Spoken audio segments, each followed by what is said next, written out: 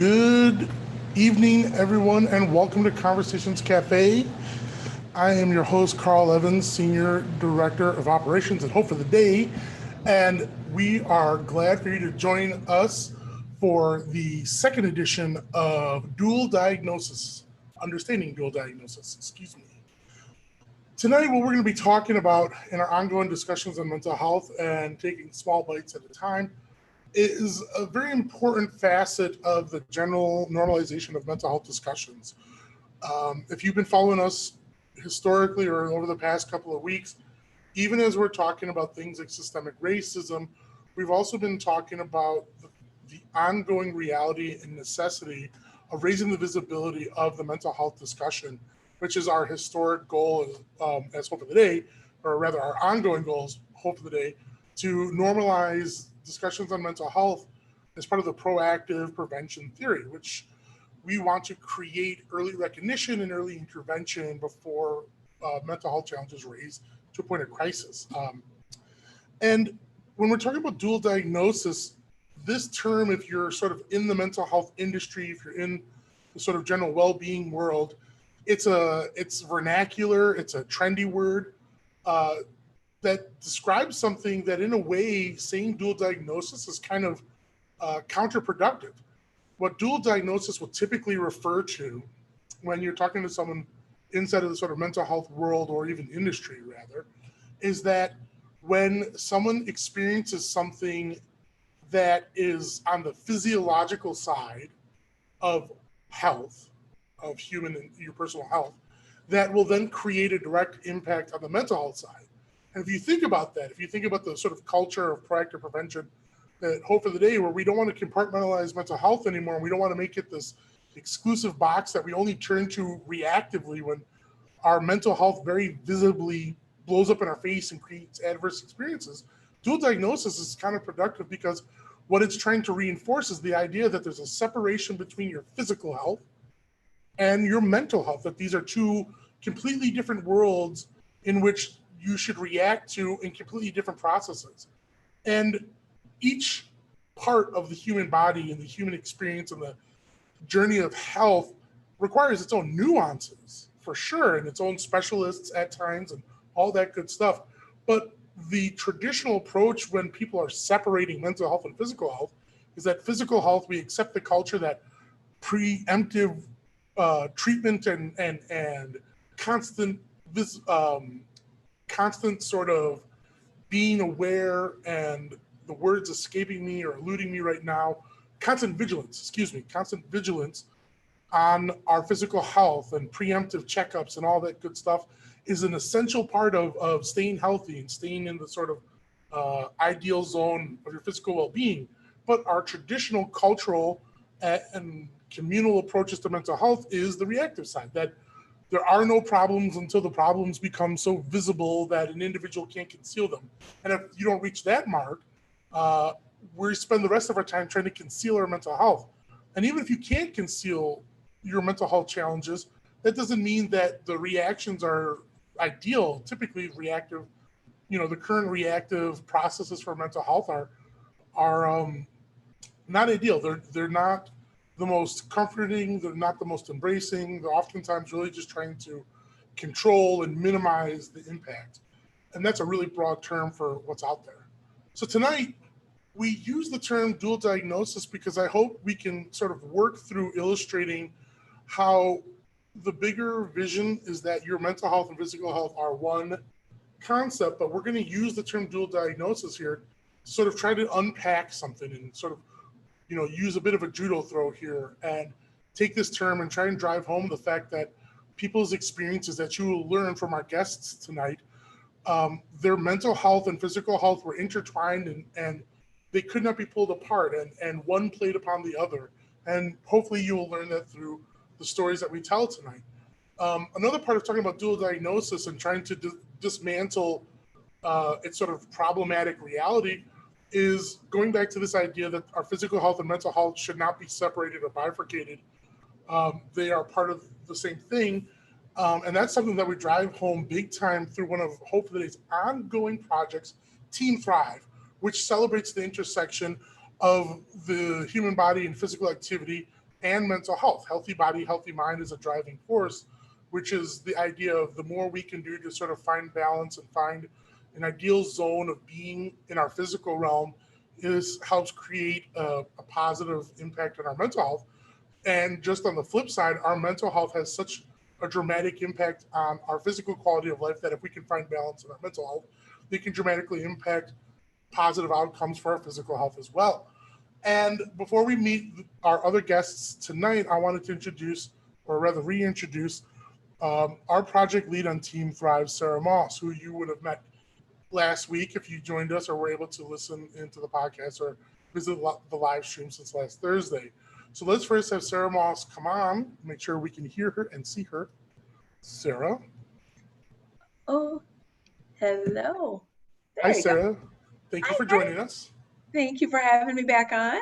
Always a pleasure. So, Sarah, we've obviously been educating folks on Team Thrive from last week and in episodes prior, but we wanted to sort of talk about a program that we're really going right now. It's kind of in a soft opening, but throughout July and August and the remainder of the summer, we hope our audience is going to get to see a lot more of a really special project that you actually really took the lead and cooked up and developed, and it's really sort of your baby project that you launched. So why don't you please talk about the It Only Takes One pledge a little bit, please?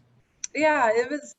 So the take one, it only takes one pledge was to keep us active through a summer that nobody has ever gone through, what we're about to go through, and which is a pandemic, obviously, and many other crises. But for me personally, I know having healthy body, healthy mind is so important, especially during times like this when events are being canceled, races are being canceled. There's not much. I don't want to say there's nothing to look forward to because we in this summer we have to create our new fun, right? So it's going to look a lot different. We don't have concerts to go to. We don't have events to train for. There's a lot of different things happening right now. So to help everybody to keep on going, because I'm a true believer of the connection between physical health and mental health, and take care of your body, you're definitely going to take care of your mind. So we created this program. It's completely free. Anybody can join, no matter what age. Dogs can join if they want as well. Your pets. That's one thing that I was thinking about that we should add on there is animal miles as well.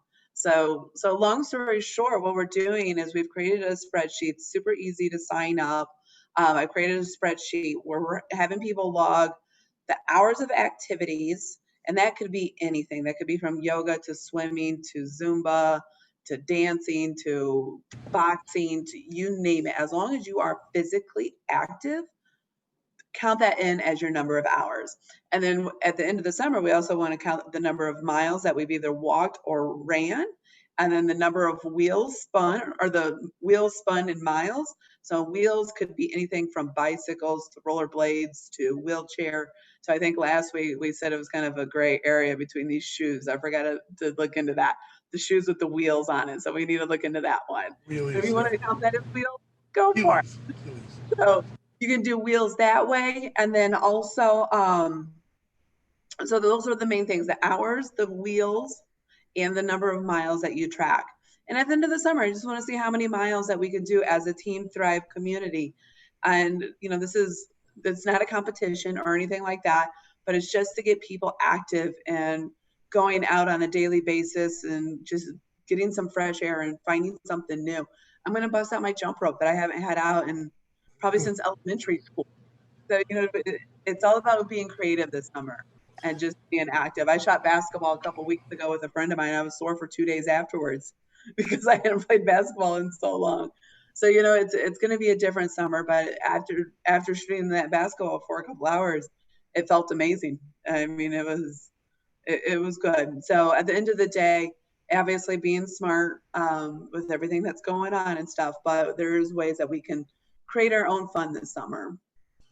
And I want to sort of touch on that a little bit too, because that brings up to a broader topic about our mental health. Right now, the pandemic and the way that we have, in a very positive, I mean this in a positive way, we found our nation being confronted with a sort of awakening, uprising on the consciousness, on systemic racism through the unfortunate passings, rather I would describe them as murders of Mr. Floyd, and I like to also include Breonna Taylor in the current triggering mechanisms of awareness that has been demanded and accountability that's been demanded.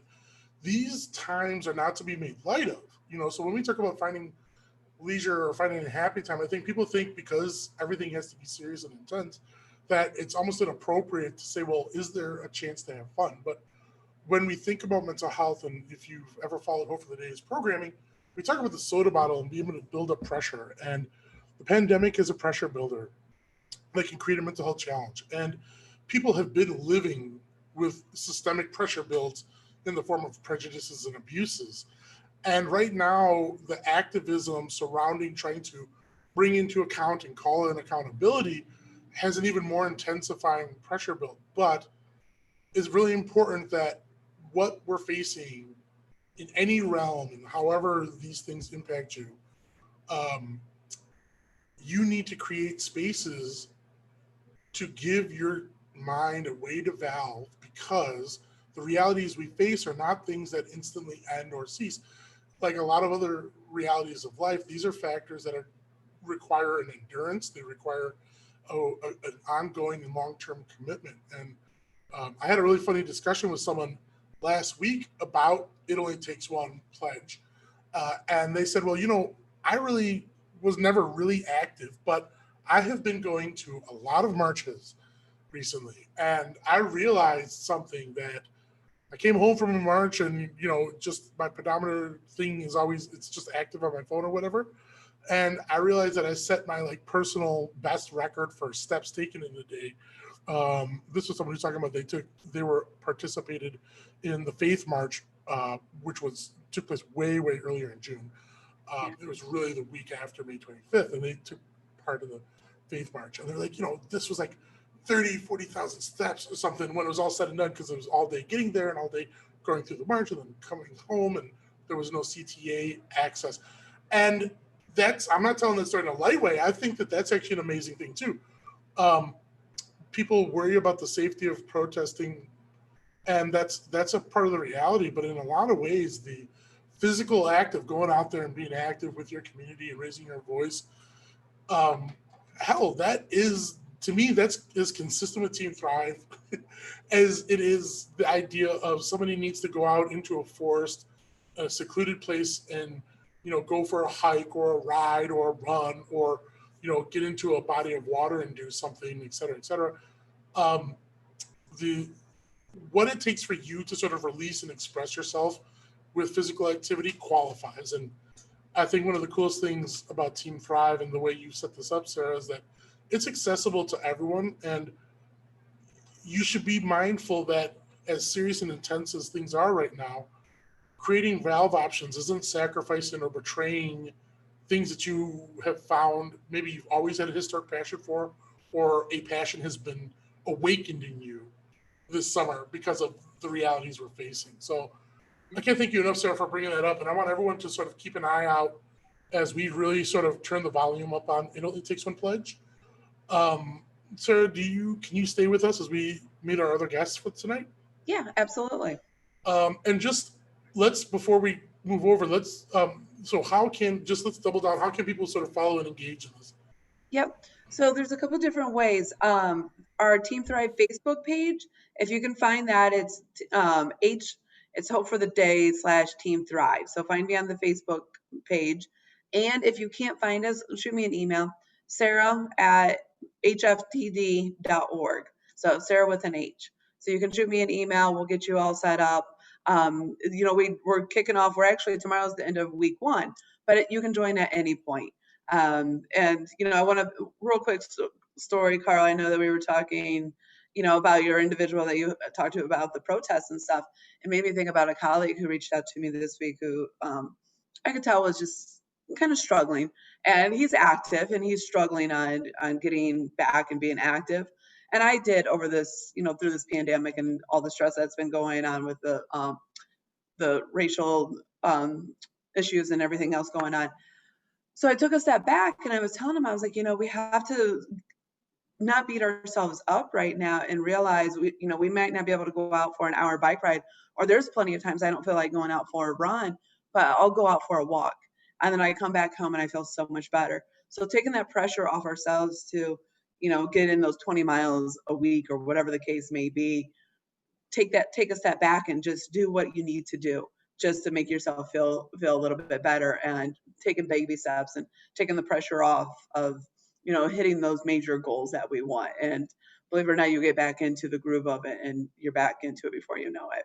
So, but yeah, so I mean, we're a good community. Come and join us this summer, and we'll have as much fun as we can. We will. Thank you very much, Sarah. Yep.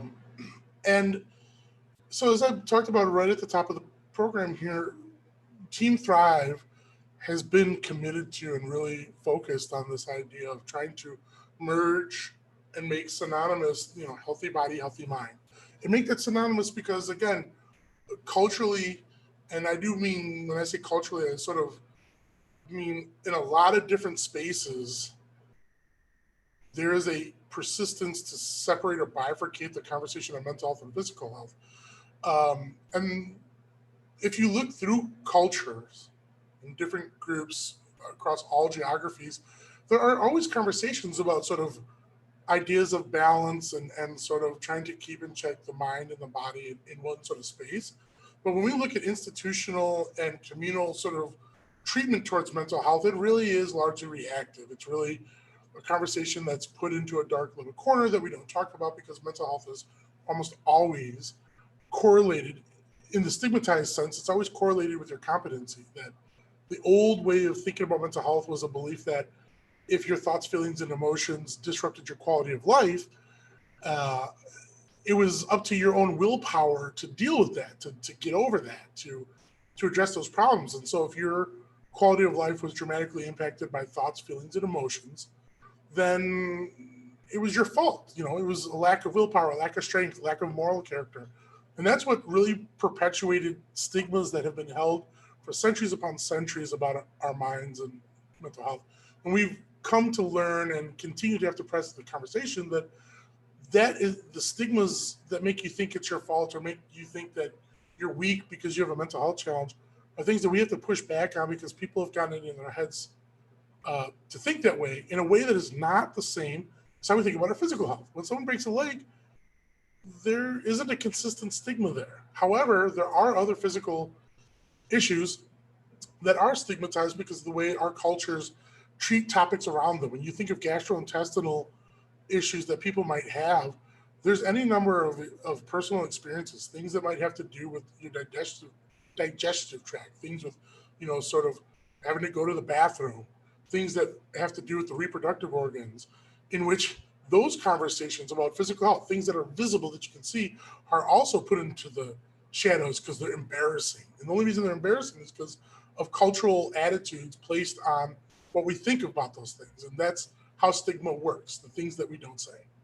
So tonight, our guests, in talking about dual diagnosis, are wrapped around a conversation that has been, it actually did have its own historic stigma, but in the modern world, as we see it, we're talking around the dual diagnosis around cancer and mental health. And when we talk about cancer, we're talking in the sort of the myriad sort of, there's unfortunately, all sorts of different types of cancers that can impact all areas of the body.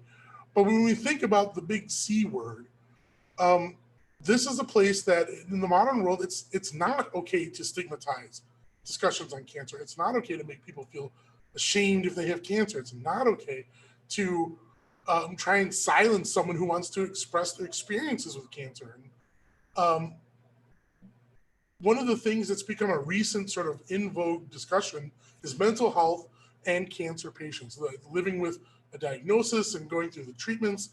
And this is a really visible place where we've seen people, we're talking about doctors and clinical professionals, have to make the effort to tie the two together, that cancer treatment and living with cancer and experience a diagnosis of cancer, you need to upgrade your mental health education.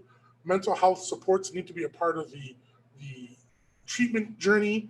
This is something we've been watching in real time, literally over the last 20 and 30 years, people writing white papers as if it's a revolutionary concept that, hey, as someone's going through chemotherapy, supporting their mental health, coming up with strategies to support their mental health, really is a positive impact. Like, who would have guessed that treating and taking care of your mental health while you're trying to maintain and heal or help the physical health have such an integral connection? So this is not our imagination, or we're trying to force a conversation here. And that's why we wanted to focus this topic using cancer, because this relates to everything, but you can actually see a clinical case history in which professionals who have been dealing with confronting the reality, the challenges around, such a massive issue as we're talking about cancers. It was a dawning point in which people started to realize that you need to include mental health care as part of the treatment and healing journey and the survivor's journey and the proactive journey on. And so this is a really concrete way of sort of bringing this discussion to light. So I want to bring in our guests who come from different intersections on this topic. And the first person I'm going to introduce all of them, and then they're going to sort of talk about themselves. So let's first see if Jackie, can we hear you? Can we see you? Jackie Carmody is joining us, an LCPC. Can you guys see me? Yes, we can. Awesome. We have your bona fides up as well. So Awesome. This is Jackie. Next up, we're going to see if Jan, can we see you? Can we hear you, Jan? Hi. Hi, Jan. Thanks. Well, we can hear you. Oh, now we can see you. Now you can see me. Hello. Okay. Thank you for joining us, Jan. And finally, we've got Scott. Can we hear you? Can we see you? Hello. Hello, Scott. There we go. All right. So let's go around the horn. First I want to start with just sort of learning a little bit about your backgrounds and your intersection here. So first, let's talk with Jackie. First, Jackie, thank you for joining us for our ongoing Conversations Cafe listeners. Jackie has been a co-host of the podcast, of a number of podcast episodes, our live recordings, and has been a consistent guest over the years. So, but Jackie is here to talk about one of her other amazing actions that she's a part of. Jackie, share a little bit with us. Thanks for joining us back. Hi, everybody. I'm glad to be back virtually also. So I'm here today to talk on behalf of Twist Out Cancer. Twist Out Cancer is a non-for-profit organization that was started by a gray zone lymphoma survivor, Jenna Ben-Schercher. She started it as a way to help provide creative programming and psychosocial support for individuals who have been touched by cancer, just to get them to share, connect, and heal and feel part of a bigger community so that their experience with cancer didn't feel so isolated. And so it started just, as a way to get people together, and with our pilot program of Brushes with Cancer, which has now grown to be an international program.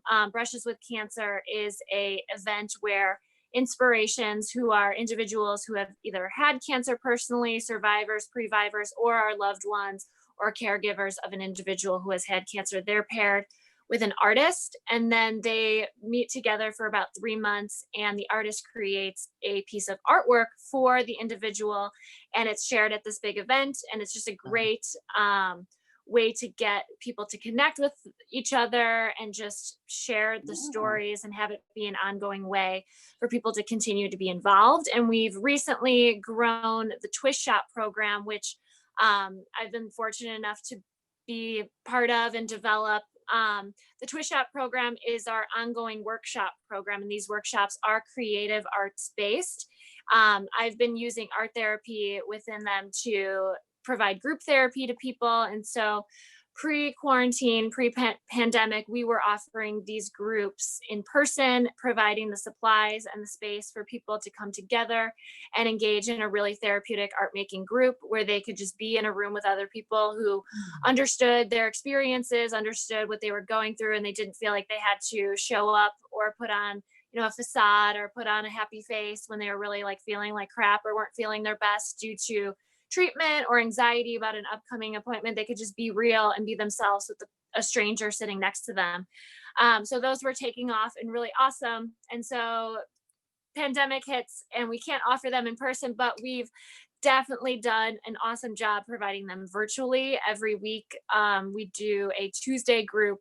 It's called our virtual TwistShop program, and that's been amazing. There's people from all over joining and signing on a Tuesday afternoon, and it's been really cool just to see the artwork that everyone's making in their home. So we're really excited. We've got a trained team of facilitators who are LCPCs, LCSWs, art therapists, different creative therapists who are going to be facilitating these groups going forward. And we're hoping to expand them just to provide them to new organizations and different locations throughout the US and internationally. And so just excited to make new partnerships and collaborations so that we can further support and build our community and just get people sharing, connecting, and healing. Thank you so much for sharing all that, Jackie. And we're going to come back to talk more in depth about your experiences with those projects thus far. But let's also learn a little bit about, we'll go over to Jan. Let's learn a little bit about your experiences. Okay, can you guys hear me?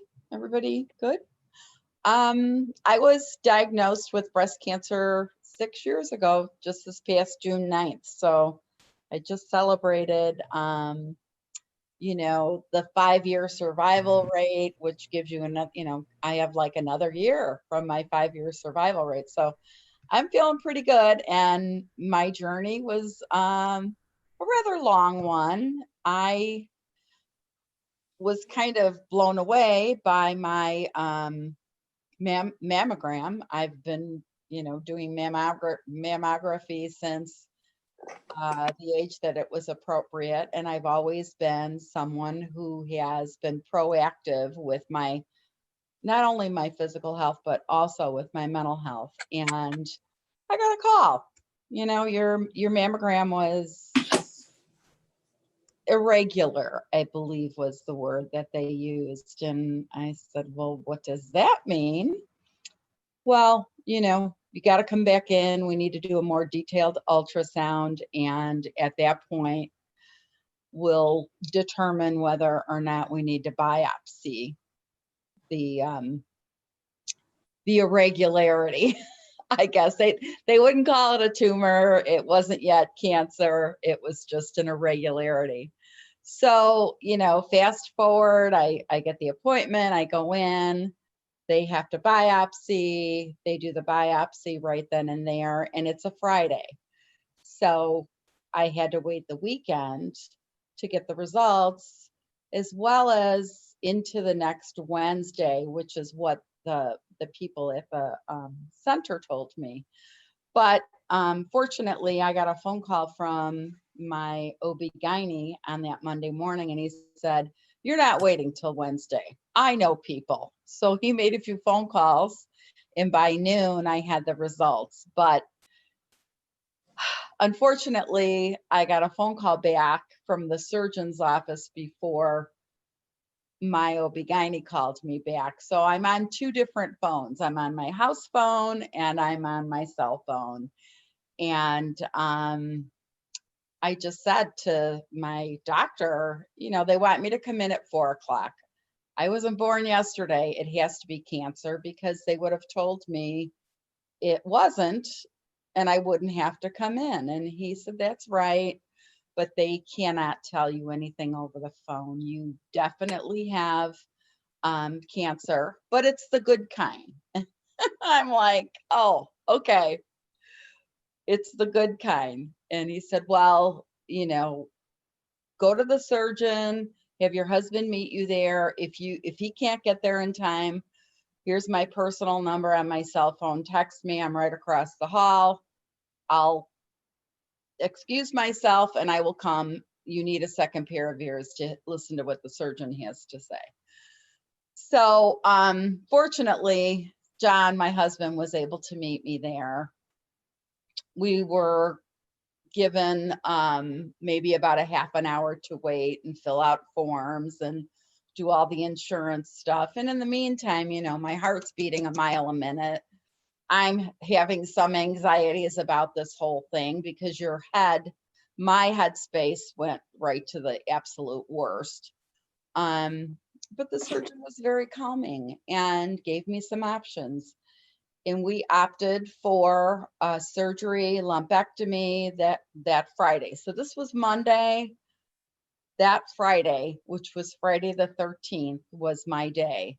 And I had a bunch of pre-admission testing to do, but I was pretty sure I could get it all done with the blood work. And they do a few CT scans and a couple of other things to make sure you're good to go. My plan kept changing because my surgeon was pretty convinced that he could get it all with lumpectomy and they would just follow it up with radiation. It looked pretty small according to what they could see. So preliminaries were really good, but then that following Monday, I got a call which said, yeah, the preliminaries looked really good, but we didn't get clear margins. We have to go back in again and take some more breast tissue. So that's when the roller coaster began. And I was trying to maintain mental health focus and trying not to allow my head to go to those very bad places. But when the plan keeps changing and your doctors seem to tell you one thing and then the oncologist that you see says, well, you know, let's do another test. Let's see how aggressive this cancer is before we decide to go right to radiation. Perhaps chemo is the best option. So then the plans changed again. At the end of the day, I ended up with 4 cycles of chemo and 36 radiations, which were daily, 36 days in a row with Sundays off.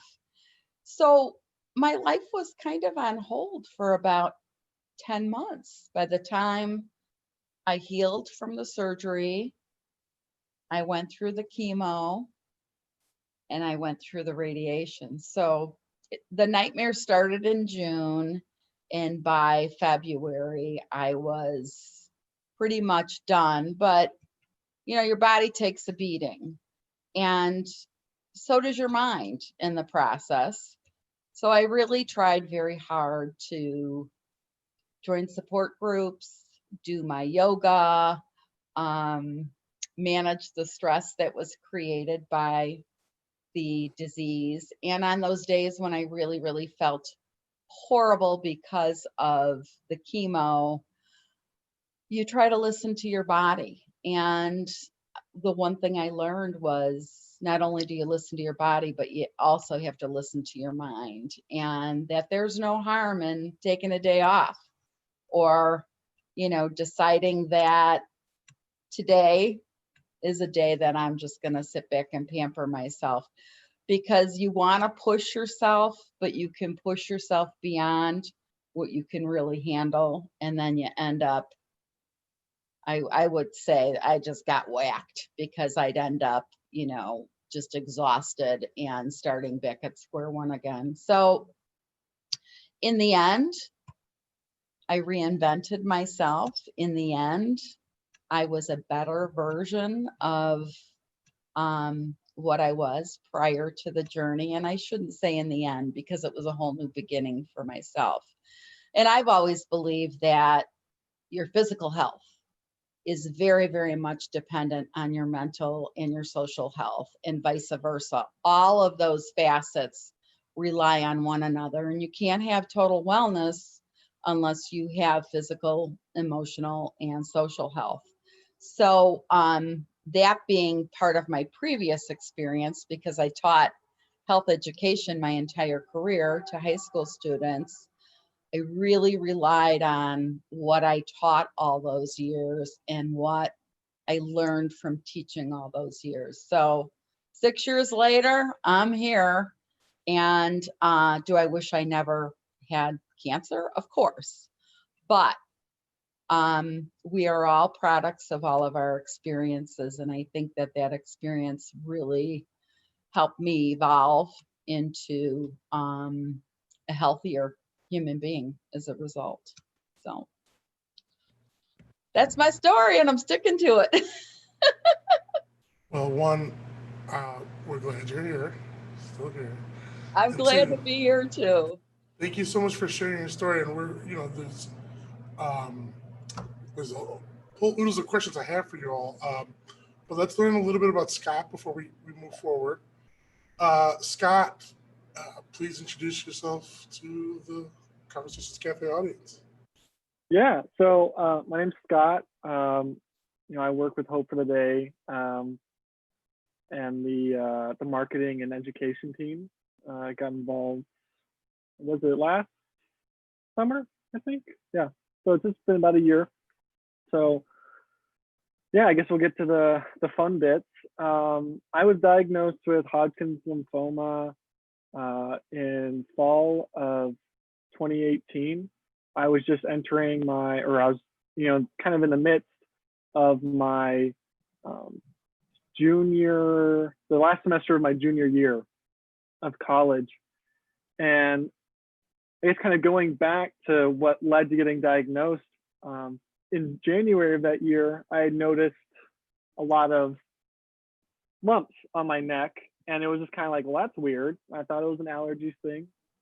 And so I go to the doctor and they say, oh, it's probably just, inflammation from allergies. So we'll give you some prednisone, which is an anti-inflammatory drug, and some, prescription like Claritin D or something. I was like, cool. Does bumps go away? Nothing to worry about. And they came back again later that year. So I went back to the on-campus doctor, and they said, yeah, we'll probably just get you some more prednisone, and then we'll hit you with some more allergy medicine. But you should probably go to an actual, off-campus general physician and kind of see what they say. I was like, okay. Well, the issue with that was near the end of the semester, and I was actually going to be coming up to Chicago for the summer. And I was like, I'll worry about it when I get there. It's just allergies, right? So summer comes along, and as it goes on, my neck is getting ever bigger and bigger and more tender and tender. And I'm starting to get really bad staph infections in my nose. And I was like, well, this is some really bad infection or something. So I go to a doctor up in Chicago, and they take my blood and they say, well, it doesn't look like anything's here, but you should probably go get a CT scan or a PET scan. I can't remember what it was, what they recommended at the time. But I was afraid that since I was out of state, because I'm from Texas, I should probably mention that, that there'd be some complications with the insurance. So I was like, I'm gonna wait until I get back to Texas to do this, because I don't want to, go to a doctor up here in Chicago and then turns out it was out of network and it's going to cost my family, $2,000 just to see that I didn't even have anything in the first place. Because you don't think, whenever you're a 19-year-old kid that, hey, I have cancer, or that's even, it never even crossed my mind, And so I come back to Texas, and I'm getting kind of really worried about everything going on in regards to my symptoms kind of worsening. So I go to an on-campus doctor and I say, I need a reference to a ear, nose, and throat specialist, because I thought, again, I still continue to think that it was a sinus sort of thing. And so they're like, oh, okay, yeah, but you should really, really, really get these scanned. The on-campus doctor there at UTSA was very adamant, and she even followed up with me several times after the initial meeting to make sure that I was going to get that ear, nose, and throat specialist meeting. Well, the issue with that is that it took me a month, just over a month and a half, to get a meeting with an ENT. So by that point, we're kind of entering the beginning of October with everything going on. And I finally go to the ENT, and I walk in, and he does all the swabs, and he goes, and I'm by myself, and he goes, well, it doesn't look like you got any sort of sinus thing. I think it could be cancer. And I was just like, what? Like, that doesn't make any sense. And I kind of kept having this denial thing, and I called my family, and they were like, no, like he shouldn't have told you that, like he's scaring you, and blah blah blah blah. So then I go do a biopsy, go do a CT and PET scan. I always get the PET scans and the CT scans confused. Yeah. But I go and do all these things, and I come back, and it's a Friday afternoon. I think it's about 3 o'clock when my appointment with the specialist is. I walk in, he says, well, I got the results back. He's like, well, you got cancer. And I was, oh my God. I didn't really think of, it was just kind of like, okay. Like I didn't process it. It just kind of got absorbed. I was like, okay. And he's like, I have a really good reference for an oncologist you can go to. And we can set an appointment up for you next week and you can get there. And immediately after this, I had to go to work. And I worked at a Starbucks on campus.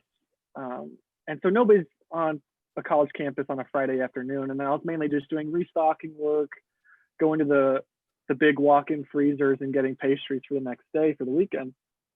And I remember very distinctly going into the freezer, completely, again, a deserted campus, completely by myself in this walk-in freezer. And I was just like, what the hell, man? Like it really hit me. And I went back to go meet my coworkers, and I said, yeah, so I just got diagnosed with cancer. And they were like, you're kidding. No.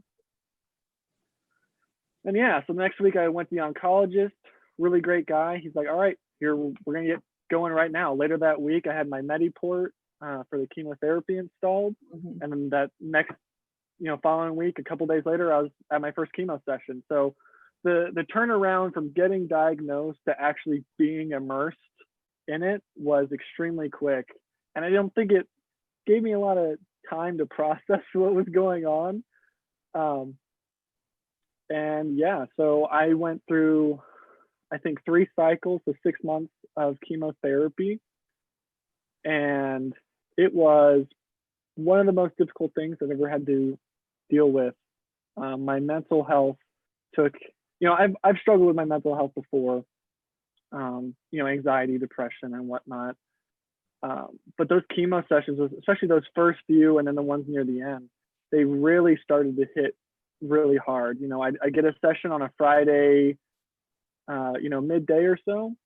Then I would go home. I'd feel okay kind of for that afternoon. I could go out, get something to eat with my family if they came to visit.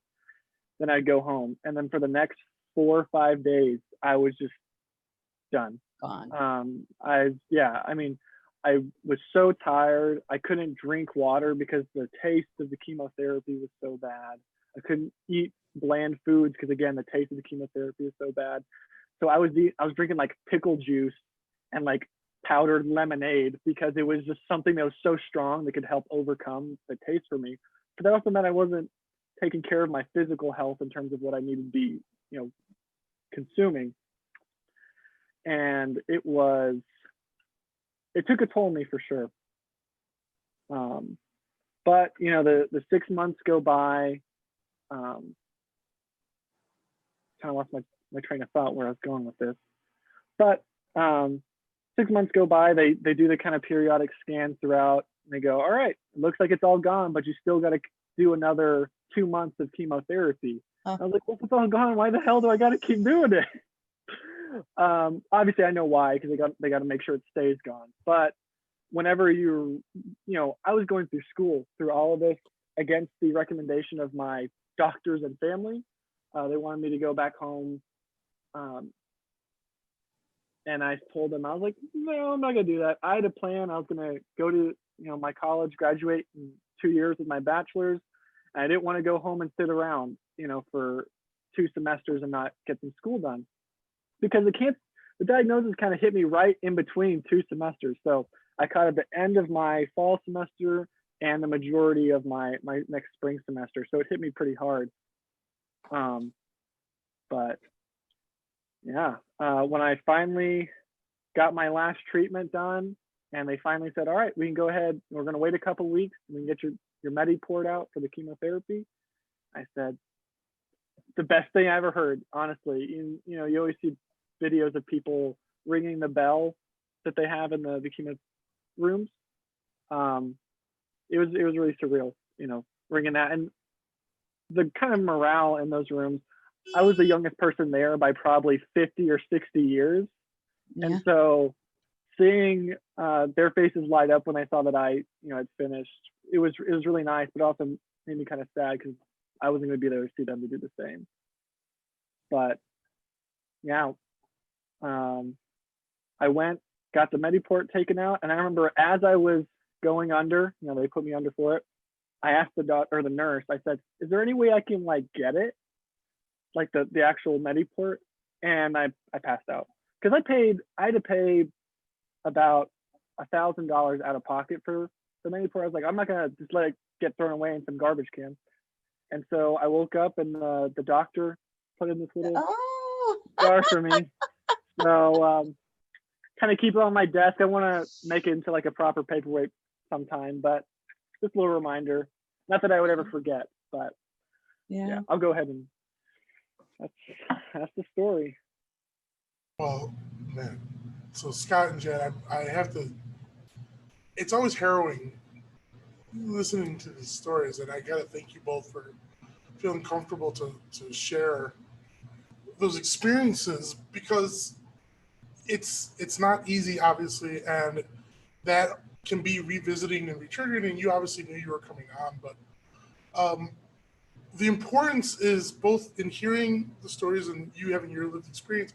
Why we wanted all three of you on is because if you, as I said in the sort of preamble and right before I introduced everyone, it's really unfortunate that it has to be this way. But when we talk about understanding mental health and breaking through the silence and stigmas, we see progression in understanding on mental health. It comes from very unlikely places. It's not good enough that people try to advocate for themselves and say, hey, look, generalized anxiety is a real thing. It unfortunately takes hard proof to get institutional and communal buy-in. And, we saw things when it comes to things like PTSD, it was not sexual assault survivors or people who've gone through other sort of civilian type experiences. If it had not been for the experiences of soldiers, we probably would not have expanded our understanding and expanded the qualifications and criteria for diagnosis on it, okay? And unfortunately, and as I said before, cancer is a front battle line in which validating that behavioral health and physical health should not be bifurcated is a brutal outcome of it. And so you all three are direct experts in that reality by what you've lived and what you see day to day.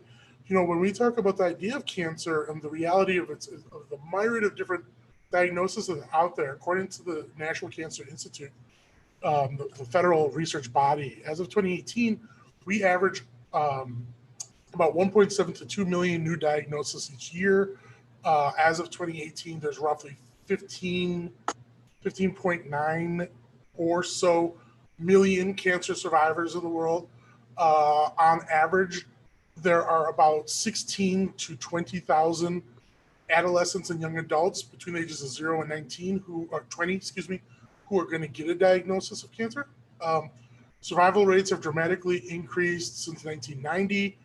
A major component of that has been early detection, early intervention, preemptive screenings, tools that we believe are important in mental health. So where I want to start continuing this conversation and leaning from your insights and experiences, what was, I think the way I'm going to approach this is start with Scott and Jan and then have Jackie sort of clean up on this one, is what was the first point at which a typical question around for survivors is oftentimes asking about the diagnosis story, like what was that like? And it seemed really jarring. You both were able to elaborate on that. But really, for you, what was the first point at which you suddenly became consciously aware of the way your mind impacted the overall experience? You understood your body is going through something and has this thing, but Scott, you for instance elaborated that you had direct experiences with mental health challenges prior. Was it a sort of organic reality, like as you got this diagnosis, were you like, oh crap, this is another thing on my mind? Or was it kind of like, did you have a realization point that this it would be tied together? Do you understand what I'm asking there? Yeah, no, it was definitely, I think after, the week after I got diagnosed, I called the on-campus counseling services because, I get free counseling as a student. And I called them, I was like, hey, like, I probably need to talk to somebody. I've had depression, anxiety and stuff, I just got diagnosed with cancer and I'm not sure if I'm coping with it right. And they were like, oh yeah, for sure. It's going to be about 2 months before they can see you, but come on in when you can. And so, and that kind of speaks to the mental health services in schools, especially where there's a lot of vulnerable people, a lot of high pressure young adults. They need better mental health services. But it was just kind of like, this is definitely going to take a toll on me. And it was just, again, when I started getting those days where, 5 days after a treatment, I couldn't even muster the strength to get out of bed, but let alone, go to class and keep up with my classes. It was just, it definitely clicked pretty soon after those treatments started kicking in, for sure. And then when the physical manifestations of how chemo affects you hit, it's pretty hard. I remember when I first realized that I was losing my eyebrows, it was, it's such a silly, trivial thing whenever just people out there that fight for their lives with cancer, and I'm just over here worrying about my eyebrows. But you don't realize how big a role your eyebrows take in your face. And so looking in the mirror every morning and saying, hey, I'm completely bald and I basically have 2 little hairs for eyebrows. And it makes it hard to be confident in any sense and be happy with who you are on top of everything else going on. So, yeah. Thank you. And, Jan, living with breast cancer, where I think one of the breast cancer, especially in relationship to mental health, is kind of, unfortunately / fortunately, is a bit of a test case model for how we can change or reduce suicide rates. And it seems weird to say, but the process it took to begin things like you talked about mammograms and mammograms. I said mammogram. That's okay. But if we look back, the process for breast cancer is not just a pretty pink ribbon, right? There's a aggressive thing, and if we look back in history, the movement to raise awareness on breast cancer had to go through a lot of stigma to get to the place of the pink ribbon. And the pink ribbon was part of the same thing in the late, throughout the 1980s as awareness and mortality rates really started to reach past 80% by 1990, if I'm not mistaken. One of the first things that advocates had to do was they had to talk to national advertisers, companies, TV stations, whatnot, to just start the conversation that, look, this part of the human body is not, because when we talk about stigma, it's from social and cultural factors. And there was an entire theology about women's body. So you couldn't even talk about breasts on TV or in print ad because it was exclusively sexualized. So the first fight was talking about a natural part of the human body and the reproductive organ or not the reproductive organ. Talk about this as a medical reality. So you had to break through a whole bunch of very paternal stigmas just to sort of begin talking in general about it. And people, if you've read the history of things like the whole pink ribbon movement, a lot of that was to try to tie this away from sexualization. So the only option a lot of advocates had was to tie it to the maternal experience and say, well, you can talk about mothers.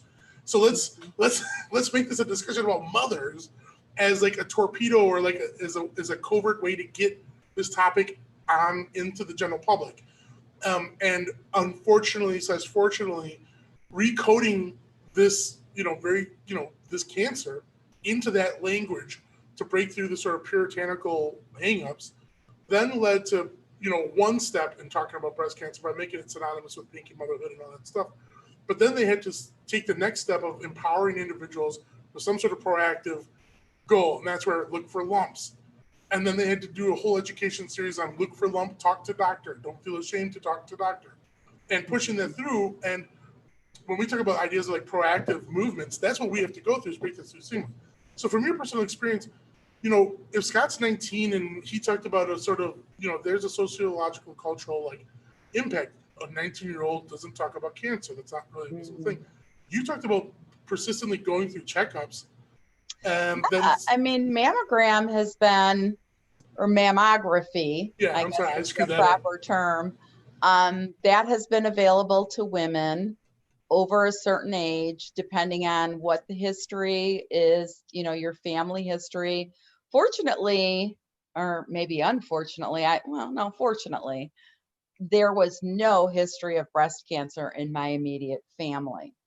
So my surveillance was just, you know, once a year when you go for your yearly pelvic exam, you have a mammogram and done.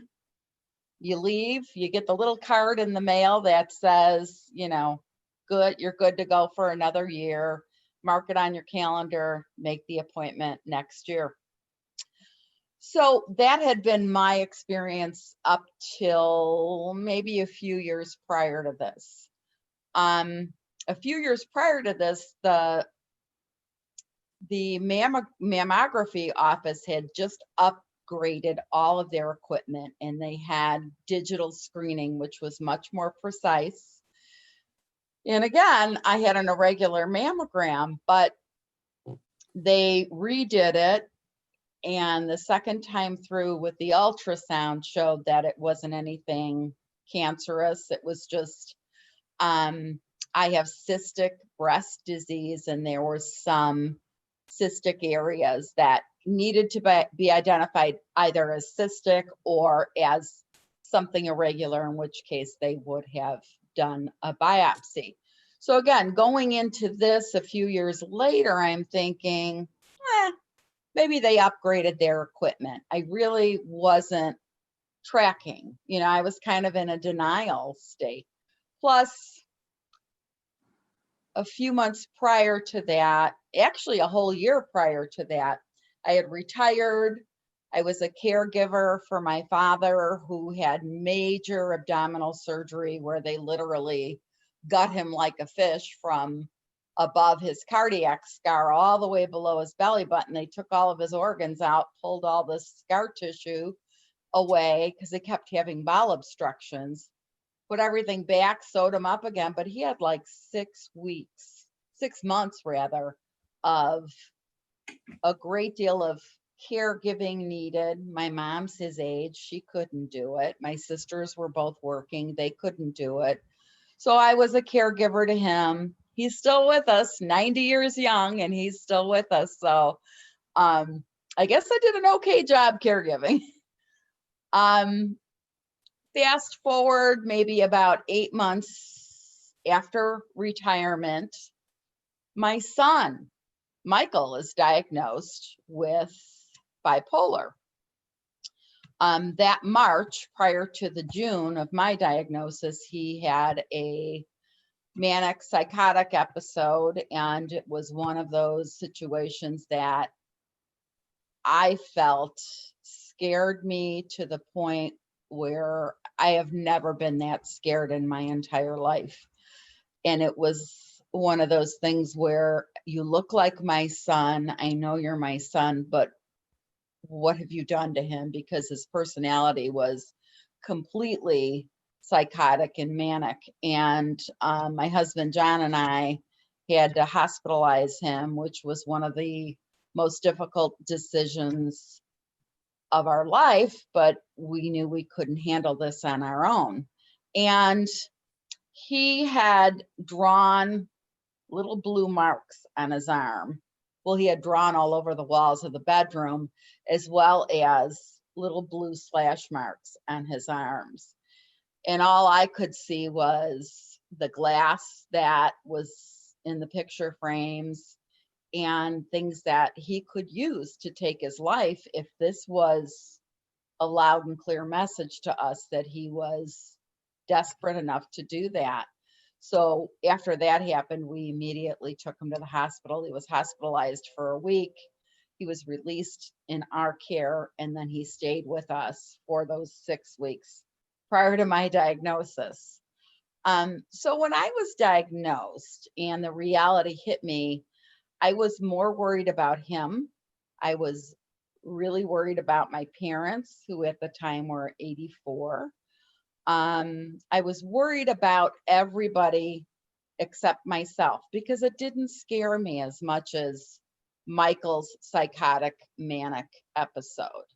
The comparison of the fear, this was fear, but I was actually angry that cancer picked me. I found it somewhere within myself to say, cancer picked the wrong chick. I'm kicking its ass. And I never changed that attitude about it because I had a whole year of, my dad and then Michael. And before I was diagnosed with the breast cancer, I had taken my dad to the dermatologist, and she looks at my face and she goes, "You have a basal cell on your nose, basal cell cancer." I'm like, "Oh, that's just an eyeglass pad callus." She goes, "Pretty good. I got a pretty good eye.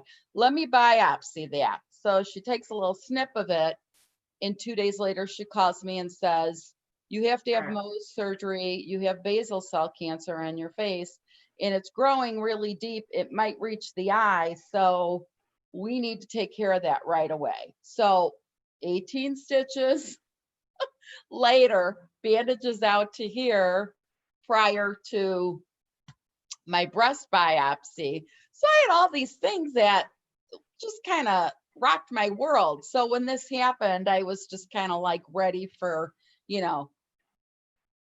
balls to the walls. I'm kicking its ass. And I never stopped embracing that attitude. But it was helpful to have the support of my family. It was helpful to have the support of my friends. I joined a support group. I used a lot of mental health strategies to try and stay focused. And I did have a few pity parties of my own where I was exhausted from the chemo. I was sick from the chemo, and I was pretty close to, just feeling sorry for myself and having my own little pity party. But again, you have the support of your family and friends, and they're like, just get through the day, get a good night's sleep. Tomorrow you're going to be better. And I had a lot of well-meaning people around me helping me through. A friend of mine had driven out to Colorado, and marijuana had been legalized for, just recreational use by that time. So he came by with some chocolate. "Hey, Mikey." Hey. And that helped me through the next 3 cycles of chemo because I went through the first one without it. And I got to tell you, the edibles really, really helped me tremendously. I'm a big wine drinker, and the smell of wine nauseated me, and I was already nauseous. So to be able to have some other way to just chill and relax, I am a believer in, the whole CBD marijuana treatment for many, many things, and finding what works for you. And that really was another component of working for mental and physical health together, moving forward and moving stronger. So Thank you so much for sharing that, because you're welcome. Kind of a crazy story. Yeah, no, it absolutely is. And, and no two stories are alike. And I think that's a perfect transition over from you having to find your support groups. Jakey, with Twist Out and the work that you all are doing over there, obviously it's support groups and it's an opportunity for people, it's a platform for people to express themselves. And for the record, I think going through cancer, having pity parties is excellent. But is it natural, the folks who join into your experience at Twist Out, the different experiences, is it natural for them, or do you see people who are maybe turning to it and this is their first time engaging with a mental health centric experience? What have you sort of observed in creating these support environments? What's that been like?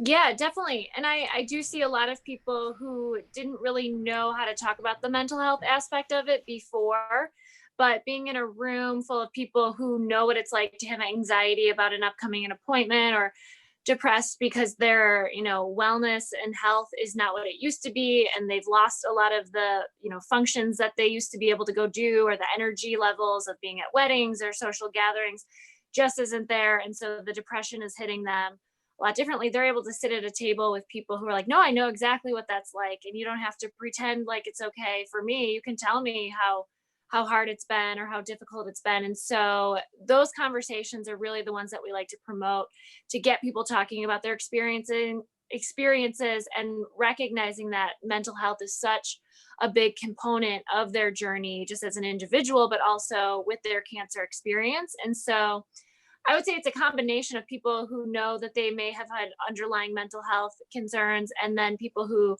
are really starting to recognize, like, oh, this is also a part of me that I need to take care of, and I can actually talk about, and people will get it. I don't have to feel isolated or disconnected from my friends and family to protect them from feeling scared if I talk about it. And that's something that we see a lot too, is that with friends and family, they want to have to be okay for them, because their health is scary for the whole group, but it's easy to be like, yeah, it's good, because that's what's easy for everybody else to hear. But in these TwistShops, it's a safe space for them to be like, I'm exhausted, I'm tired, I feel like crap, I can't eat what I used to, I don't want to go to these parties, I don't want to hang out with my friends and talk about drama and nonsense, I've got bigger shit on my mind, pardon my language. But it really does provide that safe space for them to be able to just let it out, talk about it, and connect with people who get it.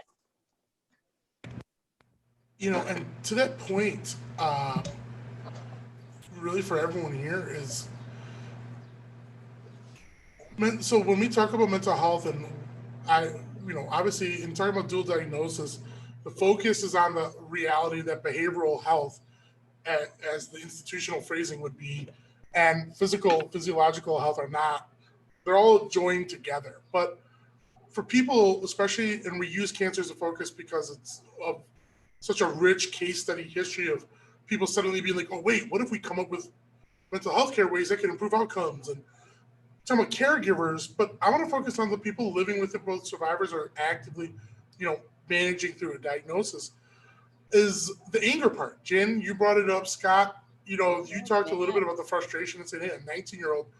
Jakey, in trying to keep a game face for their community, for the support group, do you find a hesitation, and Jane and Scott, please chime in too, but like, do you see people like, hesitant to say like, well, the pity party and the anger, like people feel like not recognizing that's actually healthy to be like, I'm freaking pissed. Yeah. Like, do you see hesitation for that, or like, is it hard for people to communicate those parts? Yeah, and I would say, I mean, it's a variety every time in the groups, but I do notice that that's kind of a lot of people have to let that out first to get to all of the stuff that's underneath it. And so seeing them come to their first TwistShop, kind of observing, taking tabs on how it works, and scoping it out, and then as everyone gets more comfortable, they're able to get through those different layers. And I definitely think that anger pity party is one of them. But once they notice that it is a safe space for them to be able to talk about it and be understood, the next layer comes up, and it really just becomes a space where they're like, oh, I'm heard here and people get me. And so I definitely think that that's necessary. They have to be able to acknowledge, like, this is tough, this has been hard, but they're with people who get it and understand them. Yeah, Jen? I know you were talking earlier about the history and the stigma. I'm old enough to remember on several occasions, friends of my family or people that my parents might have known through work who were diagnosed with cancer, and they couldn't even say the word cancer because there was such a stigma attached to it. And now it seems like our language is such that, we can talk about it at the dinner table. We can talk about it at a breakfast meeting. We can talk about it at a bar. It's part of our daily language. That stigma is no longer there. My hope for mental illness is that that stigma continues to be busted as we move forward, and we can talk about all different types of mental illness and discuss suicide and depression and suicide prevention, because it is an area of discomfort for a lot of people still today to be able to, you know, verbalize, to be able to say that they're sad or they're depressed or that they've thought about, you know, ending their own life. And it's a shame that our society is still not evolved enough yet. But I feel like we are moving forward, and organizations like Hope for the Day and many of the others are doing the work that's necessary. Getting back to the whole stigma of cancer, I cannot even begin to imagine how a woman facing breast cancer and having to go through the only option, which was radical mastectomy, where they even disfigured part of that woman's upper body and shoulder, wasn't able to attend any kind of other therapies like music therapy, art therapy, yoga, support groups, medication in some cases where it's really necessary with the talk therapy piece. I can't even begin to imagine how a woman could move forward and through the healing process and actually through the grieving process, because it is a grieving. You grieve your other life. I remember thinking, you know, I just want to go back to the way things were. And you can't. You can't go back to the way things were. You have had this experience that changes you. So you really have to go through grieving and letting go of the way things were, and reinventing yourself in a way that fits this new life of yours. And it is an evolution, but I'm so lucky to have I had a music therapist. I didn't do art therapy because I can't draw a straight line, let alone paint. But I did do music therapy, and I did do some other therapies, which were awesome and really helped me find wellness.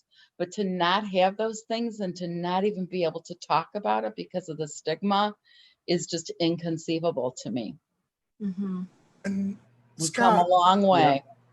yeah, and I want to piggyback that to Scott, where, you know, I think when people think when you had said the whole 9-year-old kid with cancer, I think, Jan, you're bringing up like both the historical stigmas that were very true, and Lord knows there are still stigmas around a number of things, because we know, you know, well, mortality rates have decreased for a number of cancers, especially dramatic evolutions. You know, it's still an issue, right? But like dramatic improvements in women's mortality rate around breast cancer, we still see, unfortunately, lagging rates in improvement for male prostate cancer. And that's a stigma thing that's entirely linked to trying to get men to go and, you know, see a proctologist and things like that. And there's a whole bunch of, you know, gender linked stigmas that's keeping that discussion going. But I want to piggyback that to Scott, where you know, from the age side and whatnot, what did your support group, you know, look like? You talked about people didn't really believe you when you said you had cancer. You know, what was that like? Sort of, what did your support group look like, and how did you know, Jen sort of elaborated on what she was going through and had a lot of things to endure. You kind of got calloused to some things going through, you know, Mike's hospitalization and your father's.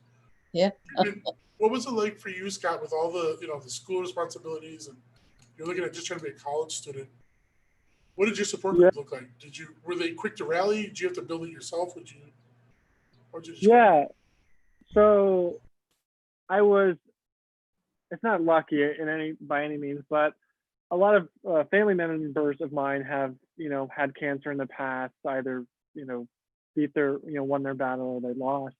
but my family is very familiar with going through cancer and seeing somebody go through cancer. And so they were my family was very quick to, show me support. My dad, who lives about 4 hours away, he would, the day of a treatment, he would wake up, 3 a.m, maybe not that early, but he would drive from Lake Jackson, my hometown, up to San Antonio, drive all the way there, be there for my treatment, take me there, spend the 3 hours while I mostly slept. Then he would get in his car and he would drive right back home because he had to be at work the next day. And it was, that meant a lot. The people that would, family that come out of the way to be there for me, financially, the sheer burden of having to drive 4 hours one way, 4 hours back, 8 hours in one day, just back and forth, for a 3-hour treatment, twice a month for 6 months. It's just, I didn't think about it at the time, but I was like, oh my God, like he did that. And then my friends, I made some really good friends in college at the time. And they didn't believe me at first, but eventually I actually had one coworker that didn't believe me for like 2. I kept working for like the first month of my treatment because I couldn't afford to not. And he didn't believe me for like at least a month in, if not a month and a half or 2. And I was like, dude, why do you think I shaved my head? Like, I don't just do that for fun. But everyone was really supportive. My college professors were very understanding. I had one of my professors offer me a book about juice cleanses to cure cancer or something along those lines. And I said, I really appreciate that, but I think I'm gonna have to pass. Yeah. But the school, I was able to get, what's it called? I don't remember the technical term for it, but I was offered a lot of reprieve from, missing classes, or if I needed to move an exam to another day. Mm-hmm. And so that was nice. So I had really good, teachers, really good friends, really good family to be there for me. There wasn't probably a week that went by that my grandmother wouldn't call me and say, there's like 300 people praying for you at church, and we dedicated a mass to you and got me a prayer blanket, all sorts of stuff like that. So it's like I knew that I had a lot of people there for me. Mm-hmm. But even then with that, you still, especially on those dark days where you're not feeling great, you still feel alone. When you're sitting there in your room, you slept the past 3 days straight, and you wake up at like 3 a.m. and you're sitting there and you're just like, I am alone in this. It was definitely a struggle. I didn't have, great access to mental health care. I went to the on-campus counselor when I finally managed to get an appointment, and they essentially boiled it down to do some breathing exercises and talk to your family. And I just said, all right, excuse my French here, but you can go fuck yourself, because I'm not going to come here anymore. Mm-hmm. Like, this is just, if you're going to boil all of this down, because I had other anxieties that long were around before the cancer, and you're going to tell me when I got all this stuff going on that I can just do some breathing exercises and talk to them. It was infuriating. So I did have some pretty dark moments, but again, I had some really good friends and family to be there to help, get me through it. And I'm really thankful for that. It's so powerful to, again, continue to learn more and more from you, Scott and Jan. And Jackie, following up with that, a diagnosis of some sort of cancer can create depressive episodes and anxieties and things like that. But have you ever engaged with individuals who had pre-existing mental health challenges? And could you touch a little bit on what is it like to navigate that inside of this experience? Yeah, definitely. Yeah. So through our programming, we do have a lot of mentorship, and all of the facilitators who run the TwistShop programs are trained LCPCs or LCSWs. So they have an extensive history of being able to tell and provide referrals and supports if we recognize that someone attending the group may need more individualized care. And throughout our Brushes with Cancer programming, we provide mentorship where we frequently check in with the pairs, the inspirations, and the artists, just to see, hey, is everything going okay? Is there stuff, that might be getting mixed in here that you need more individualized support or need to be connected more with the TwistShop programming to process. And so we do a really good, we try our best to do a good job of just providing extensive mental health care throughout the programming, just necessary referrals that may not be provided through Twist Out Cancer, but to the individual in their area. And so that's, as we're continuing to build our partnerships and collaborations with organizations that fit each person more individualized, as well as providing lists of referrals and resources through the TwistShop programming to give people, if they're like, hey, this kind of clicked with me, how do I get involved with creative arts therapy one-on-one? Or, hey, I realize maybe I need something more specific for my anxiety or depression or other mood disorder or diagnosis that may be going on. We do definitely support them and encourage them to keep asking those questions or get connected after the TwistShop ends or after the group wraps up. Okay, so that's perfect. And I think it's important. I'm going to come back to that in 1 second. Before I go to that question, I think it's relevant. Sarah, I'm going to put you on the spot here a little bit. Have you ever found yourself having to be part of the support network? To my knowledge, you have not had to deal with a diagnosis yourself, but have you ever found yourself in the support? Yeah, I've actually found this very fascinating. And John or Scott and Jan, thank you for sharing your stories. My heart goes out to both of you. I have been a caretaker for 2 individuals in my life. Got someone very similar to you, somewhat similar, but around your age. She was diagnosed with leukemia at 16, 19, and then again at 30. My sister-in-law's little sister, who I grew up in a small town, so I was close with a lot of them. And then Jan, my father, was diagnosed with a pretty severe, it was a terminal cancer. So I have been a caretaker for 2 cancer patients. So listening to you guys' stories, it's hitting home. And, the younger one, it was interesting because I would go to a lot of the treatment at the children's hospital and stuff. And it was very interesting because, there was a wide variety of ages there, from infants all the way to your teenagers. But different experiences. But the mental health aspect of it, my dad, he really didn't battle depression, but definitely SAD, the seasonal affection depression.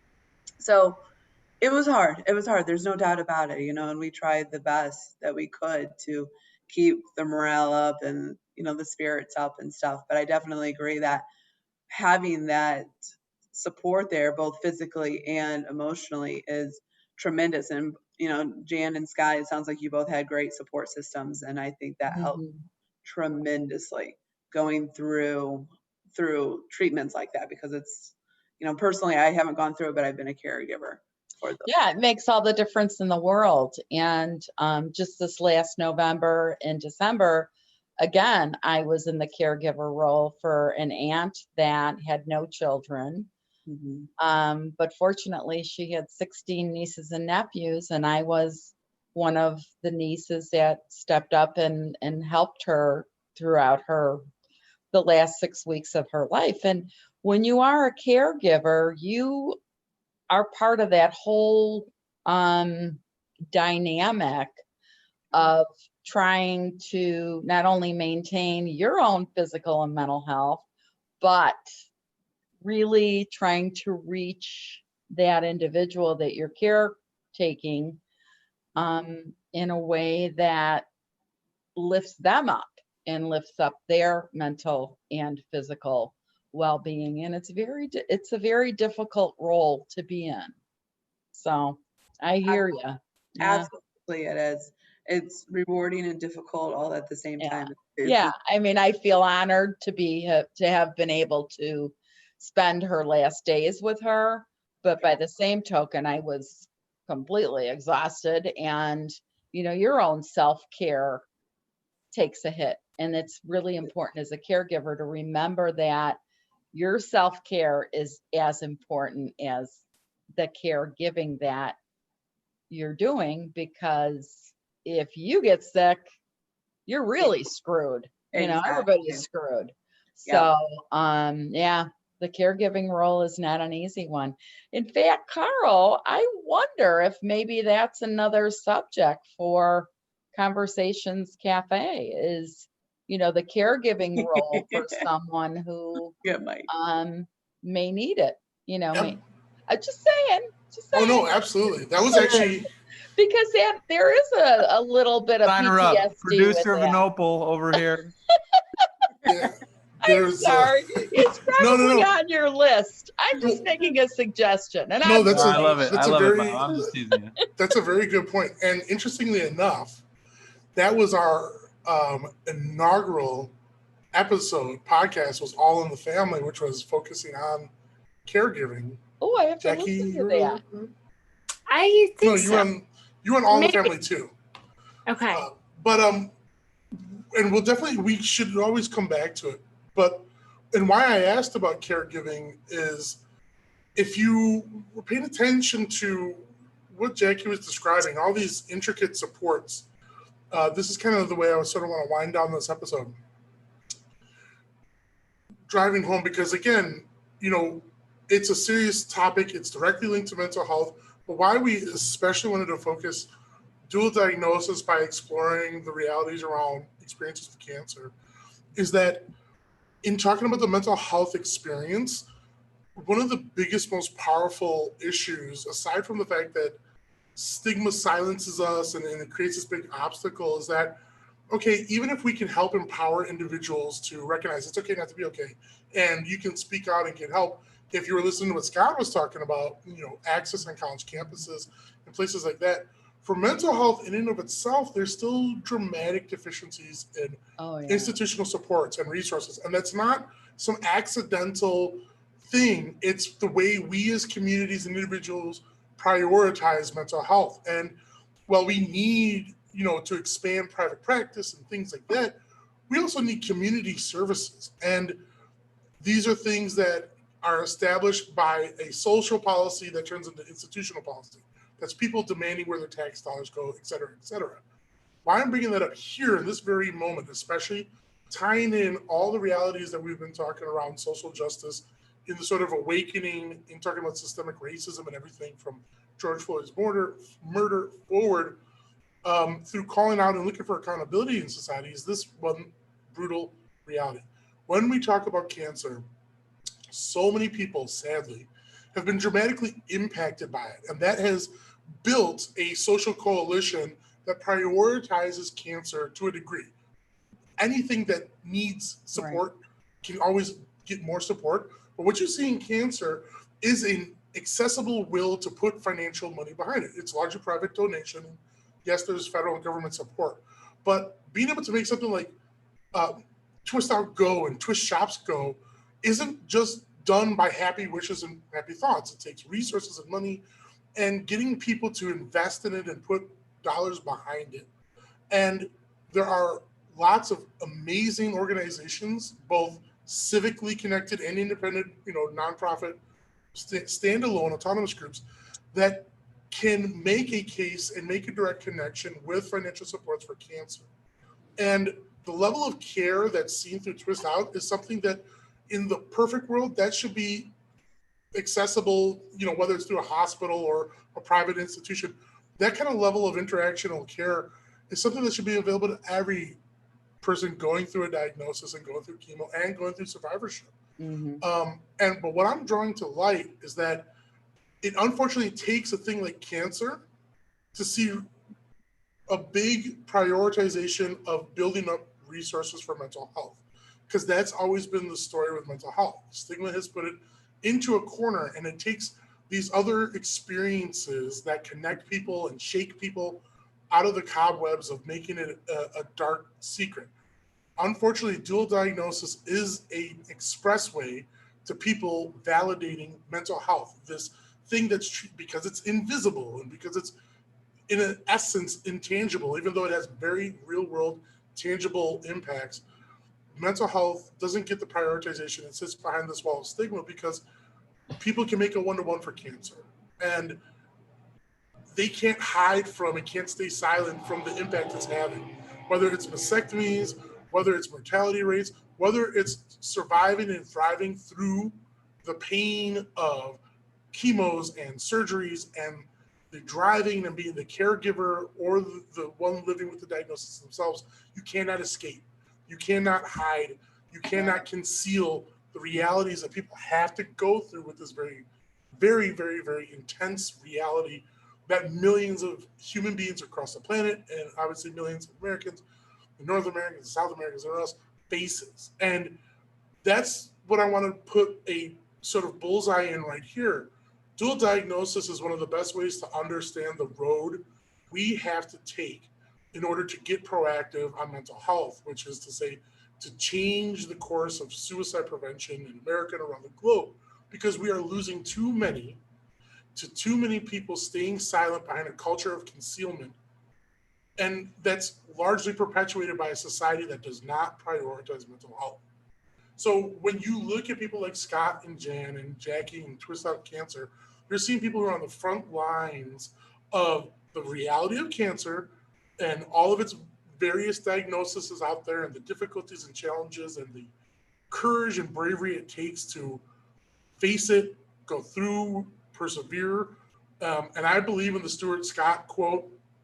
If anyone doesn't know, Stuart Scott, ESPN anchor person and analyst, who said that even if someone dies as a result of a diagnosis, they didn't lose their fight with cancer, because every day you fight with cancer, and I'm butchering what he said, but it shouldn't be seen they lost their fight, because every day is a fight and you win every single day. And the day that it ends isn't a loss if you persevered. And I'm so glad we're speaking with survivors, and I don't want to ignore the individuals who have unfortunately died by a diagnosis. But the fact is that in being able to respect and appreciate and learn more about the experiences of those who go through a diagnosis of cancer, it unfortunately is also an express way to being able to drive home the fact that there are millions, unknown millions of Americans living with a mental health challenge that persistently is likely undiagnosed and untreated or undertreated because they don't have the same visibility,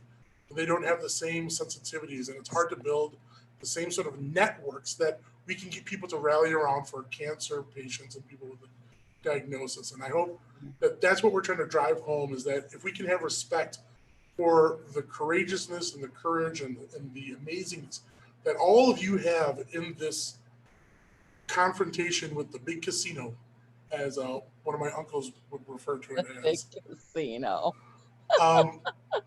This should be an extrapolation to get more involved in appreciating mental health in every other facet of our lives.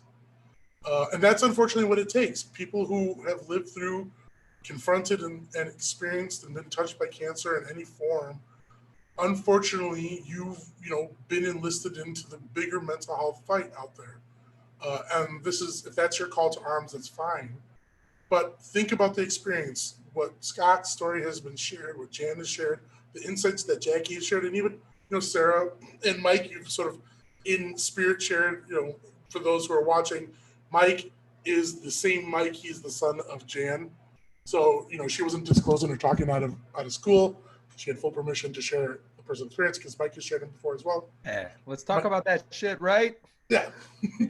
Get it out. Get it out. That communication, it's not a pity party. It's acknowledging the pain and strain that you go through facing such a daunting reality, facing such a daunting diagnosis. And it's okay not to be okay is literally works for cancer, because you got the diagnosis. In a way, you're physiologically not okay. But that is at the end of your story, and it doesn't have to mean that everything comes to a halt. You can fight and move forward. And the people around you, it's okay to talk about these things. And lo and behold, as Jan so brilliantly articulated, there was a time where cancer was not something that you talked about. And my parents would share the same stories with me that you didn't talk about the big C. And it was called the big C, or things like that. So it was.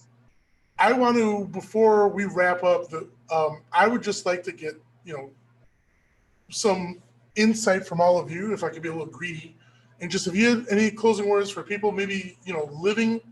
This is for mental health in general, but people living with a current diagnosis. If you're a supporter or someone who has the diagnosis, is there anything that you'd like to share First, Jan and Scott. Jan, if you'd like to say a few words, if you got anything you'd like to share with folks here watching. Well, I think it's very, very important for everyone, no matter what they're facing, to listen to that inner voice and listen to their bodies and give value to what that is. I guess it involves being in touch with your gut, because that is really the reality of what you're living here and now. And that really helped me to stay present in the moment. And I kind of learned that through yoga and through meditation, but it's something I still try to practice every single day, is to stay present in the moment and really be in touch with your mind and your body and keep those things connected, because they are one. We are one, our mind and body. And, just be open to the kindnesses that are extended to you.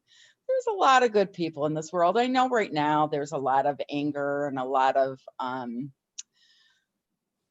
just a lot of crap out there. But there are still a lot of really good people. And the medical community showed me that, there are miracle workers out there working to really, really help you heal and get through whatever situation you might be facing, and to be open to that, because, I had an awesome medical community, awesome medical care.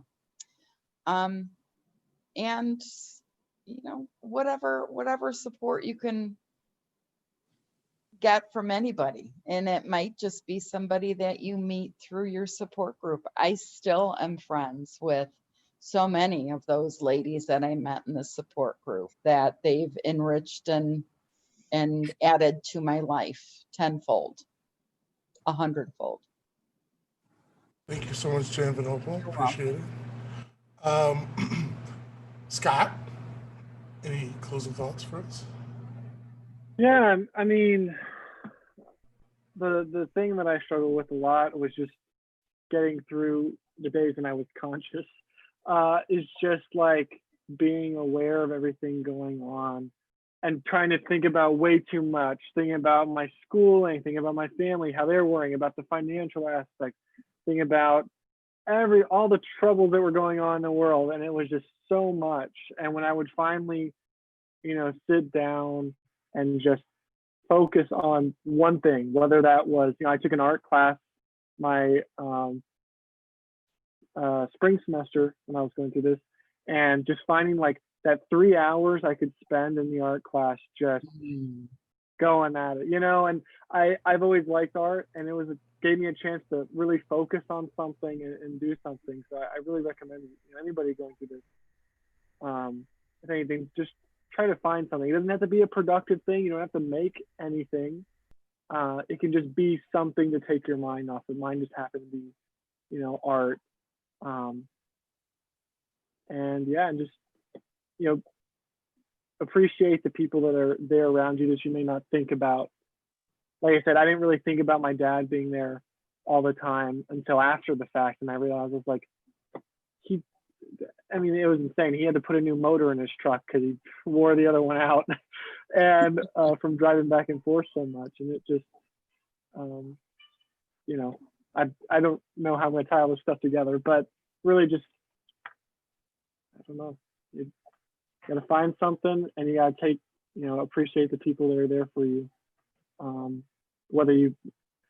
Sorry, I have a little puppy and she's running around after my cat right now. That's why I've had to run off screen a couple times. Just made the live stream. Adorable, and you might have to close the episode with a freeze frame on your Yeah. Thank Yeah. you. No, you good? Can I say one more thing? I just Yes, want to show an awesome level of appreciation for both Sarah and Jackie for what it is you guys do to help the community of, people that need art therapy. I wish it was available to me. I kid that I can't draw a straight line. can and I really come. You can't. can I would come. love to come.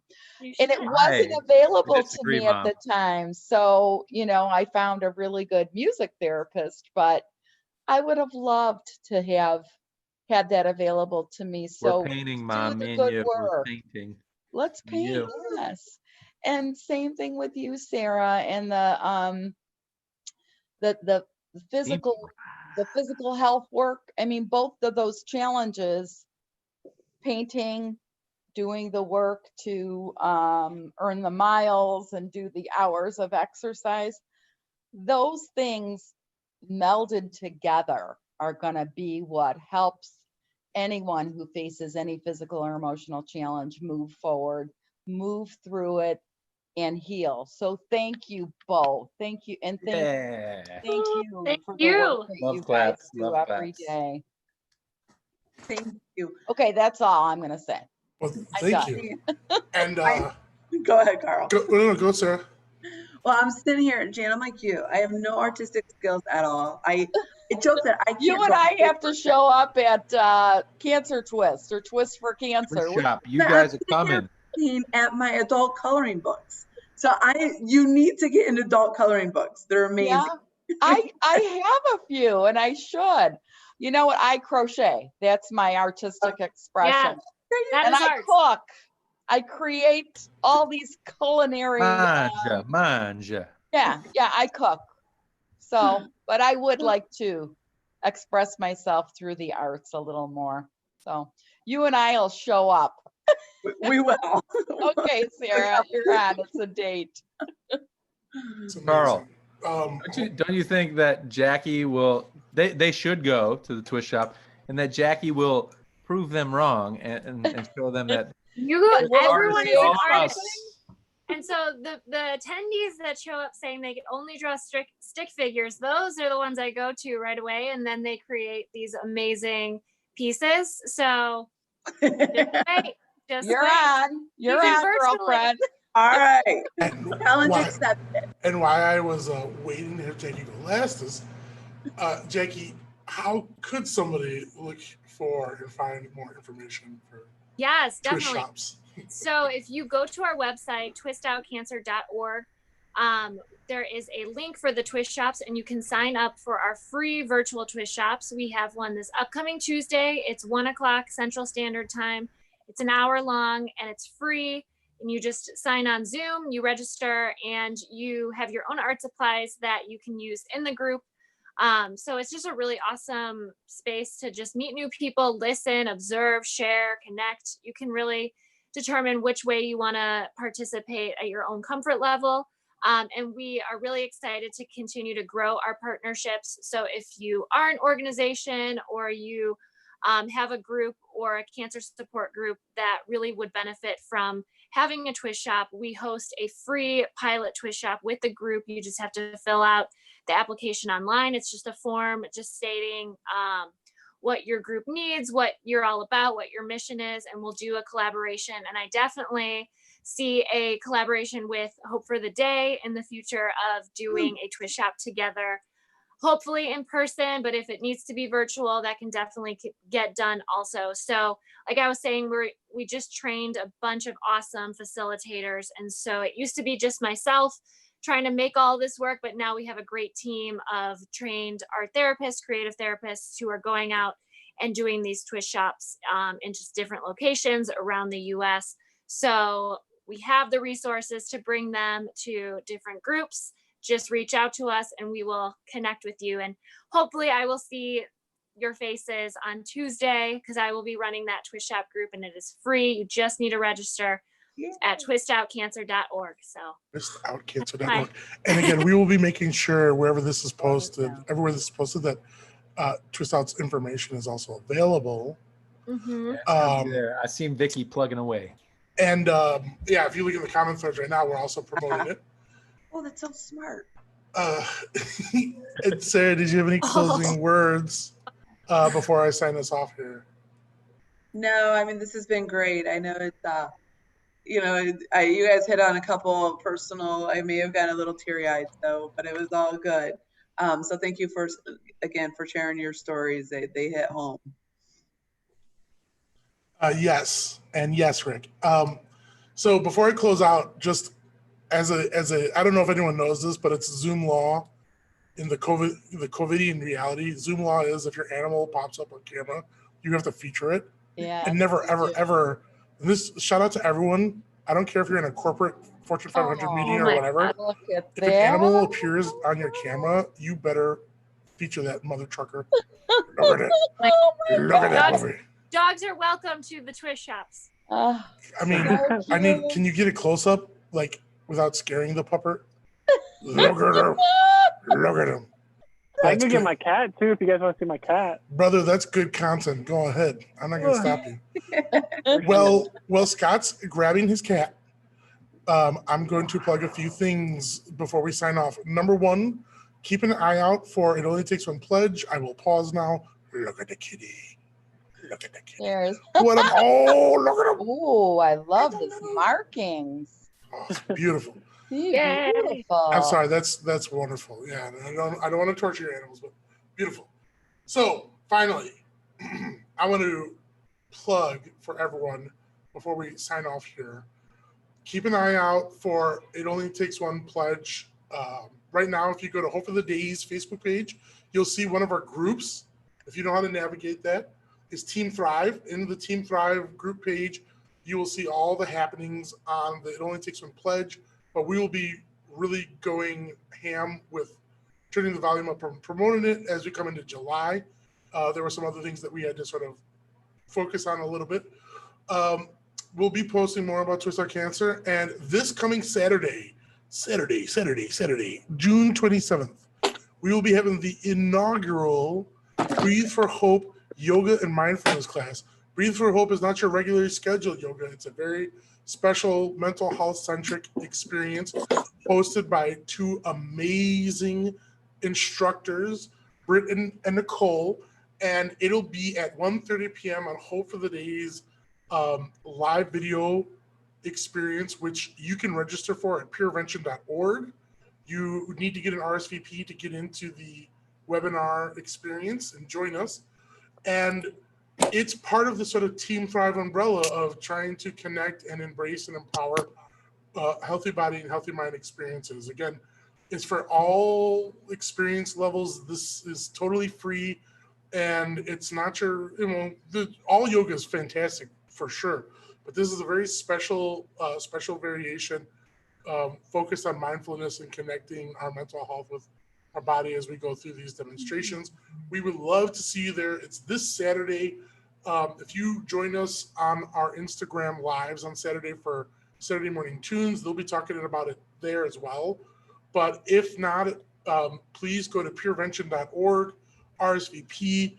It's a 1-hour experience, and I think it will be a great supercharge on your emotional well-being and physical sort of connection. So with that, I want to thank our guests, our amazing guests. Sarah, thank you as always. Well, we'll be seeing you again soon. Jackie, friend of the family, OG to the 10th power. Sure. Amazing work you're doing with Twist Out. We will definitely be seeing you again recently. And Jan and Scott, thank you so much for your courage and resilience in sharing your stories. You are all inspirations, all for you. You know what? Gosh darn it, Mike and Rick and Vicky, you all are gosh darn inspirations as well. By the way, for people, Mike, the one you can see on camera, Rick, who I don't think you can see on camera right now, and Vicky are the folks who co-produce Conversations Cafe with me, and this can't get done without them. All of you are amazing people, so I want to thank you all for joining us. Thank you so much. Thank you.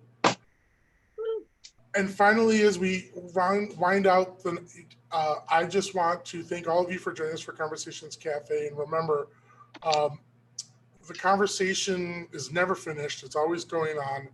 And you'll be joining us next week as we continue with more explorations into mental health. Tonight, we're going to close out with one of our favorite all-time videos, which you've probably seen before, but it never gets old. So good night, everyone. Have a wonderful evening and take care of yourselves. mental health is very serious, and it can get very serious, and it can be very scary, and people don't want to talk about that. For them, it's often bullshit, or it's just in my head. They were afraid of it. When people think mental health, they automatically think like straitjacket, padded room. I didn't have a proper outlet or a proper voice for a lot of things that I was feeling inside. I've always had trouble with anxiety, depression. In my last year of middle school was my first suicide attempt. I was at a dark point in my life as well, but I managed to overcome with the help of friends, of course, and then also talking and sharing. Asking for help is what saved my life. If you're really lost and you don't know what to do, you can build on that and you can learn. When I started talking about what I felt, it became a huge relief because they were incredibly understanding. Talk about things, just talk. You can make it acceptable to not be okay. It's okay not to be okay. It is okay when you need okay to voelen. Ce n'est pas mal de ne pas se sentir bien. It's okay not to be okay, it really is.